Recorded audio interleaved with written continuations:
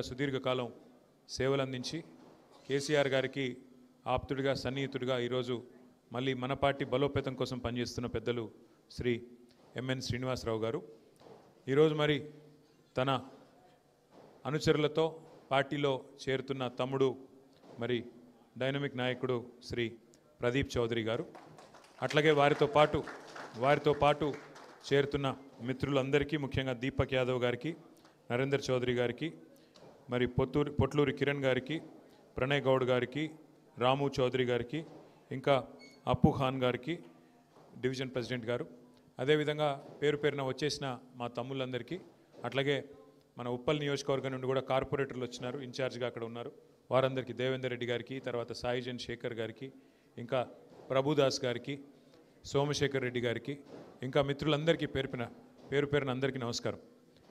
ఇప్పుడే ఇక్కడికి వస్తున్నప్పుడే రాష్ట్ర ఎన్నికల కమిషను మరి జెడ్పీటీసీ ఎంపీటీసీ సర్పంచ్ అంటే స్థానిక సంస్థల ఎలక్షన్లకు నోటిఫికేషన్ ఇచ్చినట్టుగా ఇక్కడికి వస్తున్నప్పుడే పత్రికా మిత్రులు సమాచారం ఇచ్చినారు.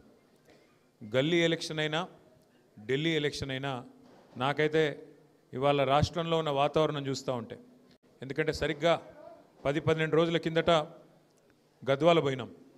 అక్కడ మన పార్టీ నుండి గెలిచిన ఎమ్మెల్యే కాంగ్రెస్ కండువా కప్పుకొని కాంగ్రెస్ పార్టీలో రేవంత్ రెడ్డి గారికి అండగా నిలబడితే గద్వాలలో ఉండే స్థానిక నాయకులందరూ కలిసి మేమున్నాం మీరు రండి ఇక్కడ ప్రజల అభిప్రాయం ఏందో మీరు తెలుసుకోండి అంటే ఒక 10-12 రోజుల కింద గద్వాల పోయినాను. తర్వాత నిన్న అచ్చంపేటలో అక్కడ గతంలో మన పార్టీ నుంచి 2 సార్లు శాసనసభ్యుడిగా గెలిచిన నాయకుడు పార్టీ మారితే అక్కడ కూడా స్థానిక నాయకత్వం మేమందరం ఉన్నామన్నా ఒక నాయకుడు పోతే ఏమీ అయ్యేది లేదు పోయేది లేదు మీరు రండి మా సత్తా చూపెడతామంటే నిన్న అచ్చంపేట పోయినా. గద్వాల 15 రోజుల కింద చూసినా నిన్న అచ్చంపేట చూసినా నాకు అర్థమైంది ఒకటే, రాబోయే రోజుల్లో వచ్చేది గల్లీ ఎలక్షన్ అయినా ఢిల్లీ ఎలక్షన్ అయినా ఖచ్చితంగా ప్రజలు తిరిగి కేసీఆర్ గారు మళ్ళీ రావాలి తెలంగాణ రాష్ట్రానికి సారథ్యం వహించాలి అనే ఒక స్పష్టమైన ఆలోచన విధానానికి వచ్చినట్టుగా కనబడుతూ ఉన్నది. ఇవాళ మీరు చూస్తూ ఉన్నారు గ్రామాలలో రైతులు ఏ పరిస్థితిలో ఉన్నారో మీరు చూస్తూ ఉన్నారు. మనం ఎప్పుడో గతంలో కాంగ్రెస్ ప్రభుత్వం ఉన్నప్పుడు చూసాం 2014 ముందు ఎరువుల కోసం లైన్లు కట్టి ఎరువుల కోసం యుద్ధాలు చేసే పరిస్థితి గతంలో ఉండేది. మళ్ళా కాంగ్రెస్ వచ్చింది అంటే మళ్ళా అదే పరిస్థితి వచ్చింది.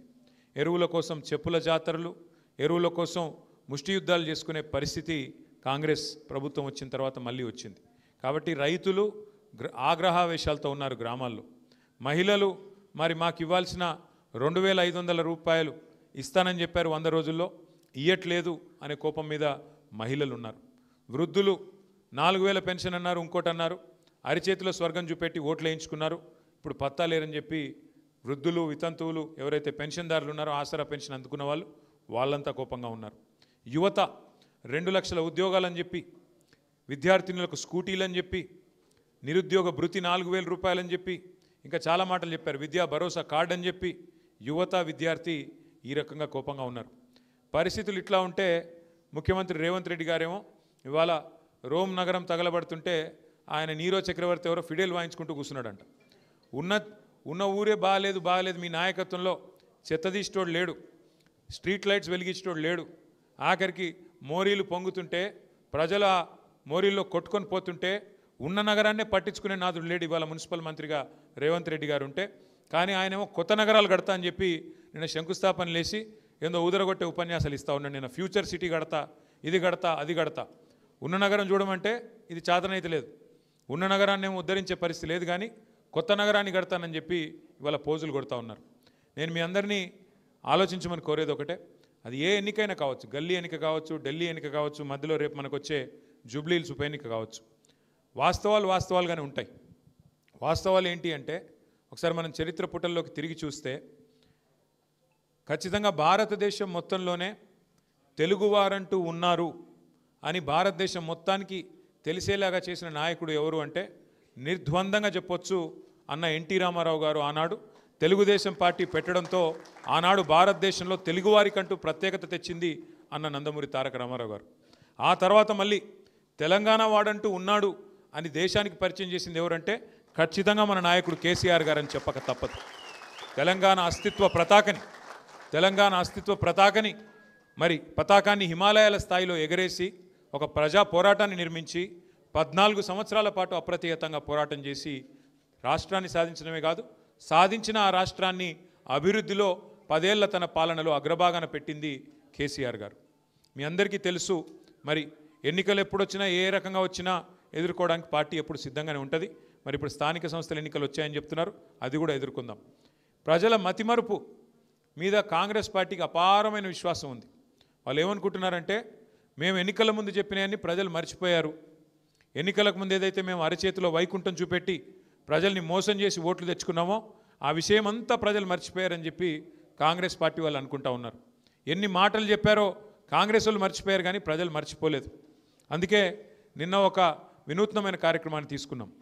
ఎన్నికలకు ముందు కాంగ్రెస్ పార్టీ ఇది మా గ్యారంటీ అంటూ గ్యారంటీ కార్డుల పేరిట ఏదైతే గారడీ చేసిందో, పెద్ద మనుషులకి 4,000 పెన్షన్ ఇస్తామని, మహిళలకి 2,500 ఇస్తామని, రైతులకు 10,000 కాదు 15,000 రైతు బంధు ఇస్తామని, కేవలం అసలుదారులకే కాదు కౌలు రైతులకు కూడా 15,000 ఇస్తామని, రైతు కూలీలకు 12,000 ఇస్తామని, ఆటో అన్నలకు 12,000 ఇస్తామని, ఇట్లా నోటికి ఎంత వస్తే అంత 2 లక్షల ఉద్యోగాలను యువతకి, నిరుద్యోగ భృతి 4,000 ఏదైతే చెప్తూ పోయినారో వాటన్నిటి విషయంలో మళ్ళీ ప్రజలకి ఒక్కసారి తిరిగి గుర్తు చేయడానికి, కాంగ్రెస్ గ్యారంటీ కార్డుల పేరిట చేసిన డ్రామాని గుర్తు చేయడానికే నిన్న మనం మన పార్టీ నుంచి కాంగ్రెస్ బాకీ కార్డు, అంటే కాంగ్రెస్ బాకీ కార్డు అంటే ఏ వర్గానికి ఎంత బాకీ పడ్డారు, రైతులకు ఎంత బాకీ పడ్డారు, అట్లాగే రైతులకు ఎంత బాకీ పడ్డారు, అట్లాగే మహిళలకు ఎంత బాకీ ఉన్నారు, అట్లాగే మన తమ్ములకి చెల్లెలకి ఎంత బాకీ ఉన్నారు, అట్లాగే వృద్ధులకి వితంతులకి పెన్షన్దారులకి ఎంత బాకీ ఉన్నారని చెబుతూ ఇవాళ కాంగ్రెస్ బాకీ కార్డు పేరిట రైతు భరోసా ఎంత బాకీ పడ్డారు, నిరుద్యోగులకు ఎన్ని ఉద్యోగాలు ఎంత బాకీ పడ్డారు, ₹1,00,000 కేసీఆర్ గారు పెళ్లికిస్తే కళ్యాణ్ లక్ష్మి పేరిట, షాదీ ముబారక్ పేరిట మేము తులం బంగారం ఇస్తామన్నారు. మరి ఇప్పుడు 8 లక్షల పెళ్లిళ్ళు అయినాయి, 8 లక్షల తులాల బంగారం బాకీ పడ్డాడు రేవంత్ రెడ్డి కాంగ్రెస్ ప్రభుత్వం. ఇట్లా ప్రతి వర్గానికి ఎంత బాకీ ఉన్నది ఈ ప్రభుత్వం అంటూ ఈ బాకీ కార్డులు నిన్నటి నుంచే ఒక ఉద్యమ రూపంలో ఇంటింటికి మనిషికి చేర్చడానికి మనం తీసుకున్నాం. నేను సోమాజిగూడలో మరి నేను లక్ష్మారెడ్డి గారిని కోరుతా ఉన్నాను, రమణ గారిని కోరుతా ఉన్నాను, ప్రదీప్ చౌదరిని, ఇవాళ వారితో పాటు చేరిన తమ్ములందరినీ కూడా కోరుతా ఉన్నాం. మరి ఈ కాంగ్రెస్ బాకీ కార్డుని మనం ఇంటింటికి తీసుకపోతే ఇదే కాంగ్రెస్ పాలిట బ్రహ్మాస్త్రం అవుతుంది. వాళ్ళు చెప్పినారు ఎన్నికలకు ముందు అభయహస్తం అన్నారు, మమ్మల్ని గెలిపించండి మాది అభయహస్తం అన్నారు. ఇవాళ ప్రజలకు అర్థమైపోయింది ఇది అభయహస్తం కాదు, భస్మాసుర హస్తం, ఇది శూన్యహస్తం, దీనివల్ల ఒరిగేది ఏం లేదని అర్థమైంది. ఈ 24 నెలలు చూసుకుంటే మీరు గుర్తు తెచ్చుకోండి, ఈ 24 నెలల్లో 22-23 నెలల్లో కాంగ్రెస్ ప్రభుత్వం వచ్చిన తర్వాత కొత్తగా ఫ్లైఓవర్లు వేయడం కాదు, కొత్తగా అండర్ పాస్లు కట్టడం కాదు, గతంలో మనం కట్టిన 42 కేసీఆర్ గారి ప్రభుత్వంలో 42 ఫ్లైఓవర్లు అండర్ పాస్లు హైదరాబాద్లో నిర్మాణం చేసుకున్నాం. కొత్తగా ఒక్కదాన్నైనా వీళ్ళు కట్టారా, కొత్తగా ఒక్క ఇటుకన్నా వీళ్ళు పెట్టారా, కొన్ని కొత్త ఫ్లైఓవర్లు కొత్త అండర్ పాస్లు కట్టడం కాదు, ఉన్న రోడ్లనన్నా సరిగ్గా మెయింటైన్ చేస్తున్నారా అంటే ఈరోజు ఆ పరిస్థితి కూడా లేదు. అధ్వానం అయిపోయింది హైదరాబాదు. అందుకే ఇవాళ హైదరాబాద్ ప్రజలు ఏ రకంగానైతే 2023లో మరి మన మాగంటి గోపీనాథ్ గారు ఆనాడు హైదరాబాద్ నగర శాఖ అధ్యక్షుడు, జిల్లా అధ్యక్షుడు, వారి నాయకత్వంలో మరి ఒక్కటంటే ఒక్క సీటు కూడా కాంగ్రెస్ పార్టీకి ఇవ్వకుండా ఆనాడు అన్ని సీట్లలో కూడా మననే గెలిపించారు హైదరాబాద్ ప్రజలు. రేపటి రోజున కూడా నాకు విశ్వాసం ఉంది, తప్పకుండా మన అభ్యర్థి మాగంటి సునీత గోపీనాథ్ గారిని కూడా జూబ్లీహిల్స్లో కూడా మీరు తప్పకుండా మంచి మెజారిటీతో గెలిపిస్తారన్న విశ్వాసం నాకుంది. అట్లాగే తిరిగి కేసీఆర్ గారు ముఖ్యమంత్రి కావాలి అనే ఆకాంక్ష ఏదైతే ప్రజల్లో కనబడుతున్నదో అది అచ్చంపేట కావచ్చు, గద్వాల కావచ్చు, ఆదిలాబాద్ కావచ్చు, భద్రాచలం కావచ్చు, రాష్ట్ర నలుమూలల ఏదైతే ఆకాంక్ష కనబడుతున్నదో ఆ ఆకాంక్షకు అనుగుణంగా మనందరం కనుక ఈ రాబోయే సంవత్సరం 2 సంవత్సరాలు పనిచేసినట్టయితే తిరిగి సంక్షేమ అభివృద్ధి బాటన మళ్ళీ కేసీఆర్ గారి నాయకత్వంలో మనకి ముందుకు పోయేదానికి ఆస్కారం ఉంటుంది. కాబట్టి ఈ సంవత్సరం 2 సంవత్సరాలు మరి తమ్ముళ్ళు ప్రదీప్ చౌదరి లాంటి తమ్ముళ్ళ చేరిక వల్ల కూడా మన పార్టీ మరింత బలోపేతమై ముందుకు పోయేదానికి ఆస్కారం ఉంటుందని చెప్పి కూడా తెలియజేస్తూ మళ్ళొకసారి ప్రదీప్ గారిని వారి వెంబడ వచ్చిన యువమిత్రులందరికీ కూడా పార్టీలోకి హృదయపూర్వకంగా సాదరంగా స్వాగతం చెబుతూ మళ్ళీ మా ఆడపడుచులందరికీ కూడా ఇవాళ సద్దుల బతుకమ్మ శుభాకాంక్షలు. మరి 2-3 రోజుల్లోనే దసరా కూడా రాబోతా ఉంది.